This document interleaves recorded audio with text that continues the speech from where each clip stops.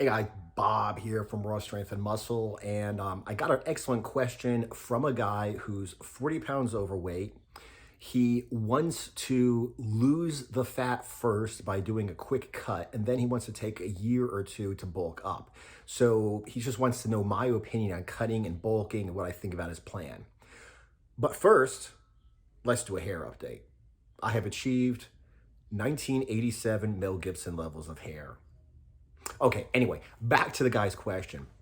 It's a really good question. I actually had to kind of laugh at it because like the program that I am most proud of that I can like without reservation recommend to everybody is called low carb cutting and bulking. So it's interesting that, he asks what my opinion is on cutting and bulking. Okay, but it's still a good question because number one, I am for cutting and bulking. But number two, I do not do dirty bulks, nor do I do starve yourself cuts. Okay. So when I say cutting and bulking, I mean something completely different than 99% of the other people out there. Okay. So let's go ahead and look at this. The dude's 40 pounds overweight. Okay. That's a lot of fat to cut. Okay. To give you some perspective, my experience has been for the average person that 5 pounds of fat loss will result in a 1 inch smaller waist. Okay. So that means basically that he has, like 8 inches to lose. So if he has a 40-inch waist now, loses 40 pounds, he'll have a 32-inch waist. That's massive. That's a huge difference. Okay. That's going from like very overweight to being very elite. Okay. Because a 32-inch waist should give you massive abs. Now, anyway, let's go ahead and talk about what he could do to lose this fat. Okay. Now, first of all, I certainly do recommend that he recomposes. Okay. But once again, a recomp is not, honestly, it's not possible. Okay.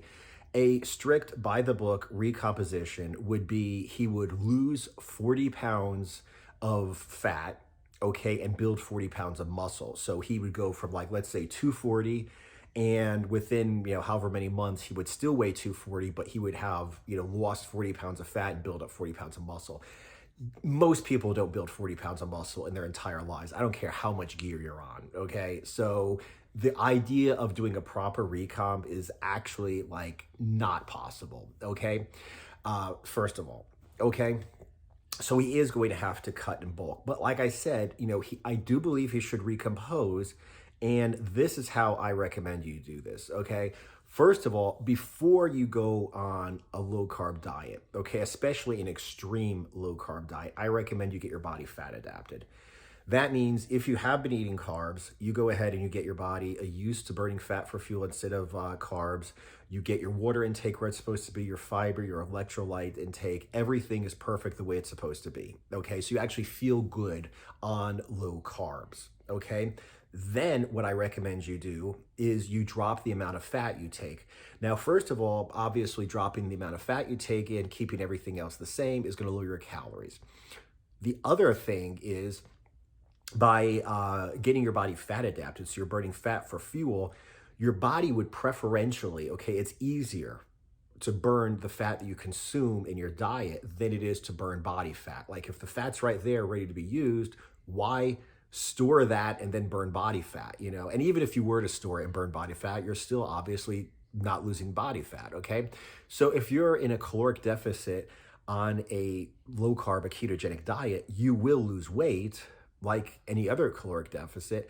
But if you go into a steeper caloric deficit by keeping your protein high, but lowering your fat much lower than that of a normal ketogenic diet, what's going to happen is your body's burning fat for fuel, less fat in your diet, which means your body's going to have to burn more body fat for fuel, okay? So let's go ahead and talk about like the recomp, because basically we're talking about doing a really strict cut, okay? Most people who have 40 pounds of fat to lose, and I don't know this guy, he just made a comment, I'm just doing, with the information I have, but most people who are 40 pounds overweight haven't been working out, they haven't been eating, okay? And like I said, 40 pounds is a lot of weight, which means that the more fat you have, the easier it is for you to use your body fat for fuel. The leaner you get, the harder it is, Okay, that's why people say like, a person who's obese getting down to a regular weight is no more difficult than a person who's a regular weight getting to a very lean physique, okay? Because that last little bit is really hard because you have so little body fat to burn. So with he having so much body fat to burn, he can burn it for fuel. That means he can stay on a very extreme diet for longer, number one. And number two, since he can burn it for fuel, he can use that fat to build muscle and to build strength and to fuel his efforts in the gym. Now, I know a lot of people say, you can't build muscle at a deficit, you need a caloric surplus. And those people are morons. Because if I were to go up to the same moron and say, okay, your caloric maintenance is 3,000 calories, okay? Now, I want you to eat at maintenance and I want you to go down and burn 500 calories on a run. And they'll be like, oh, no problem. You go on the run, the 500 calories comes from your stored body fat, you'll be fine. You'll have plenty of energy to go on the run. Okay. I tell somebody, go 3,000 calorie caloric maintenance, go on a diet, it's a little diet, 2,500 calories, 500 calories a day, which means you probably burn, about a pound of fat a week. And then on top of the 500 calorie caloric deficit, you burn another 500 calories by going on a run every day. And they'd say the same thing. They're like, hey, no problem. You got plenty of body fat to burn. When you go for a run, the energy you need is going to come from your body fat. But those same morons say, if I say eat at your caloric maintenance, and if you need 100 or 200 calories a day to build muscle, it will come from your body fat. They're like, no, suddenly this shit doesn't work. You could go on a run and burn 500 calories a day, but you can't get 100 or 200 calories a day from your stored body fat, which is frigging stupid. I mean, I don't understand. It's ridiculous. It's absolutely positively stupid to think that I could, go for a run, go for a swim, go for a jog, whatever, burn a whole lot of calories. It's going to come from body fat, but I can't use body fat to fuel muscle growth. Okay. Completely ridiculous, completely false. Okay. So number one, the guy's got a lot of body fat. It's easy to liberate that body fat. That body fat can be used to fuel gym workouts, recovery, which means, muscle growth. Okay. Another thing is most people who are 40 pounds overweight have not been working out, have not been eating. So that means your body is going to respond properly, okay, to going to the gym. Not only that, but when you go on an extreme diet, it's been my experience personally, it's been my experience with almost everyone I've trained, like one-on-one training, online training.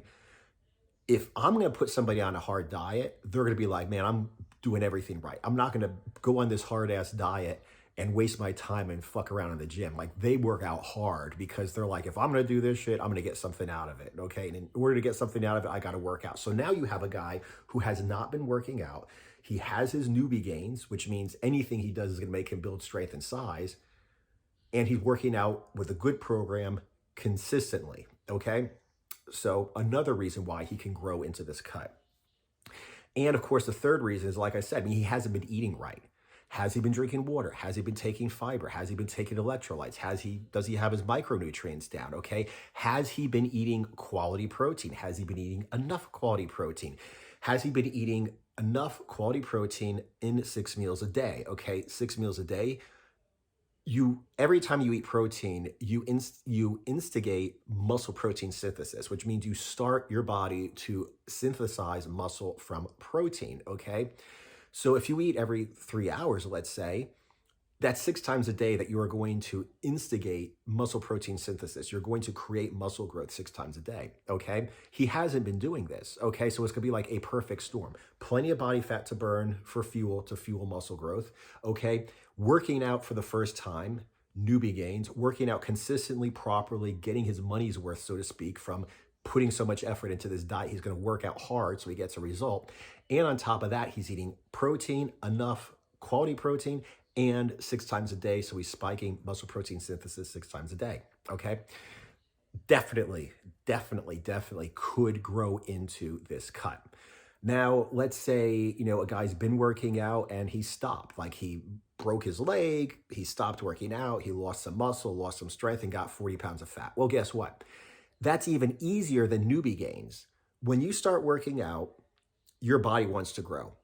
Okay, no matter what you do, you're going to grow. Now, if you start working out, get to a high level, stop, lose a step, it's going to be even easier to get back to that high level of muscular size and strength. okay? So what I'm saying is, if you haven't been working out, you're going to be able to grow into a cut. If you have been working out but stopped and lost all your muscle and strength, it's going to be easier to get it back. Both of those can be done in a cut. So what if the guy's not like a 40-pound overweight person who hasn't been working out? Let's say he's a fat power lifter, a fat strong man who wants to lose 40 pounds of fat. Not a problem either. He's already got so much muscle and strength that all he has to do is not lose muscle and strength during the cut. He doesn't have to build any more muscle. He just has to get rid of this, 8 inches of fat around his waist, get rid of the 40 pounds of fat, and you'll see all the muscle he's been building up while he's getting fat. So like I said, all he has to do in that case is not lose muscular size and strength. And once again, protein, quality protein, enough protein 6 times a day, work out hard, electrolytes, micronutrients, everything about his diet, water intake, everything's perfect. He's going to be able to maintain his strength going into the cut. Okay, so that's how I suggest you cut. I don't suggest you starve yourself. I suggest you prepare by getting your body fat adapted. After that, drop down your fat, okay? And depending upon how it works with your weight loss, okay, it's going to be linear, which means you're going to just be losing weight at a constant rate. And then at some point, you're not going to be able to stay on the diet. So like I've said in other videos, do fat cycling. On a couple hard workout days, you eat in your maintenance. Other less taxing workout days, you'll eat, in a very extreme deficit, okay? Do diet breaks, go on a diet, go almost up to maintenance calories to give your body a break, your mind a break, like mental, emotional, physical break from the hardships of the diet without gaining weight. Since you're still a little under maintenance, you are actually going to be losing fat during your quote diet break, and then you're gonna be able to go ahead and jump back in. Those are all little tricks that I teach in low carb cutting and bulking that you can use to stay on a diet longer. So homeboy lost his 40 pounds. Well, okay, that's how I say you cut, okay? Don't starve yourself, grow into the cut. Now, how do I say you bulk? I only have like 2 different ways to set up your diet. One of them is cutting, okay? And the other one is maintaining, okay? What about bulking?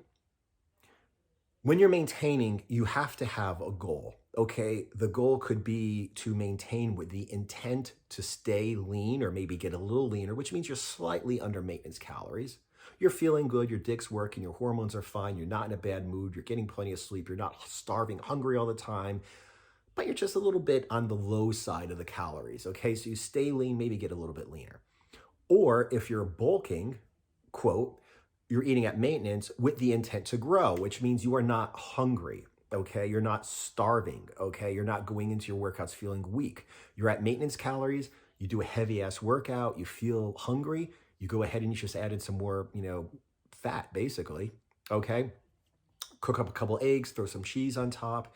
There are these things, I think they're from Jimmy John's. They're like little simple scrambles or like little cups, okay, with like egg, sausage, bacon, whatever in it. Basically, it's just fat and protein. I suggest you have a couple of those at home. Just go ahead and take one of those, take 2 of those, until you're not hungry anymore, okay?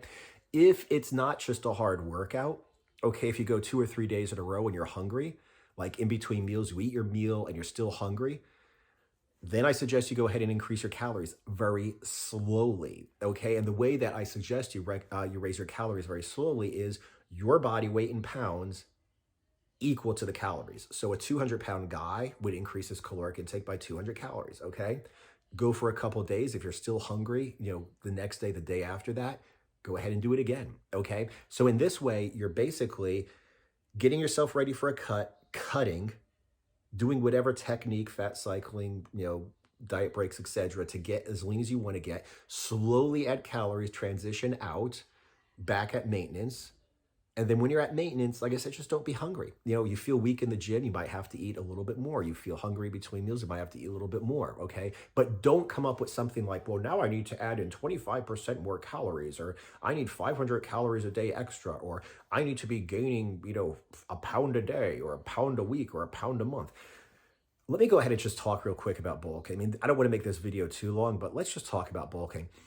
If you are brand new to using gear, okay, you jump on an anabolic cycle your first time and you do everything right and you eat right and you work out right, you might gain a pound of muscle a week, okay? Newbie gains, okay, if you do everything right and you have good genetics and you have never been working out before, you might gain, 10, 12, 15 pounds of muscle in the first year of training, which comes out to about a pound of muscle a month. So if somebody tells you that you need to increase your calories until you're gaining a pound a week or a pound a month or 2 pounds a month or whatever, that is fucking bullshit, okay?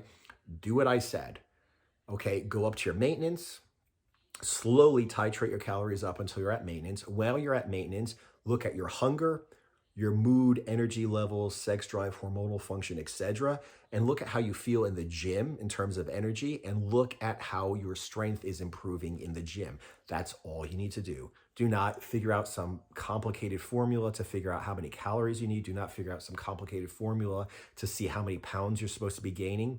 Okay, just go ahead and, like I said, just be maintenance with the intent to grow, maintenance, but not being hungry. Okay. And in that way, this guy will be able to lose the 40 pounds of fat very quickly. Go from, like I said, if he has a 40-inch waist, he should probably have a 32-inch waist at the end. Fucking elite waistline. I'm just saying this from experience.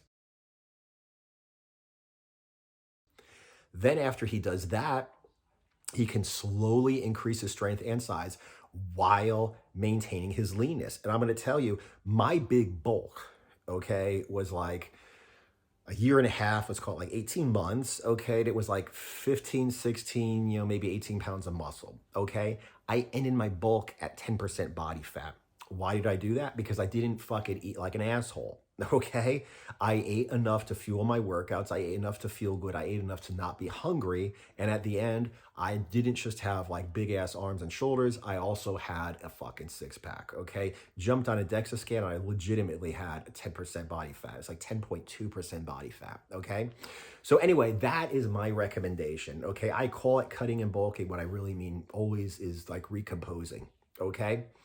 Do not suggest a starvation diet. I do not suggest dirty bulking. Okay, just do it exactly like I said in this video.